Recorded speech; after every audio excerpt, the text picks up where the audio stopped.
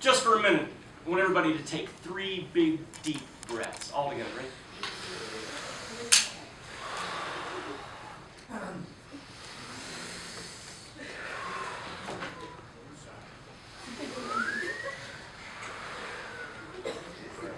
Did you smell the person sitting next to you? I think that maybe where social responsibility starts is the awareness that we share the same air. We share the same air. We are all on the same planet hurtling through space at 55,000 some miles an hour. I think as your participation here today demonstrates, you get social responsibility. And you're going to be called upon to teach other people what that's about. And maybe a place that we can start is the fact that we share the air. You know, the verb to conspire literally means to breathe together, doesn't it? To be inspired is to be full of breath. We conspire together to create the sort of world that we want to create. And maybe that's where social responsibility starts, is that awareness that we're all in this together. How many of you chose the family that you were born into? Anybody? And if you had the chance to do it again, would you choose the same one? Yeah, some yes, some no, some not so sure yet. Jury's still out. Most of us, did we change our own diapers? No? Got one hand in the back. That's a little weird.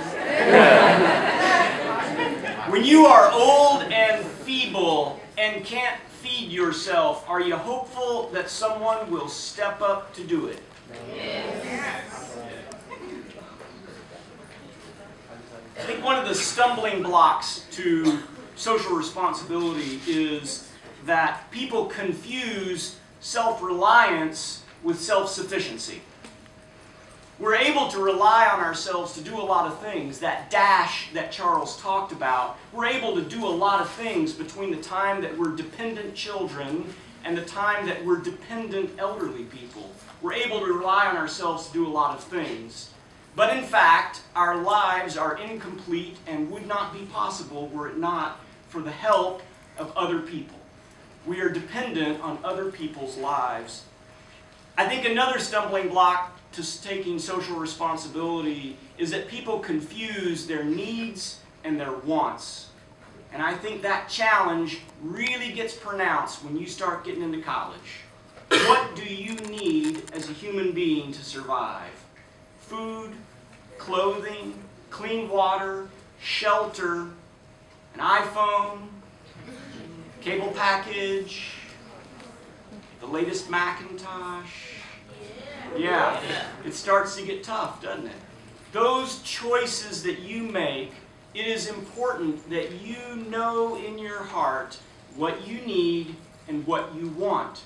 Because in fact, as some of the other presenters at this table can affirm, there are people in our world who would kill for the sorts of opportunities that we've got, the sort of material wealth that we have access to and that many of us possess.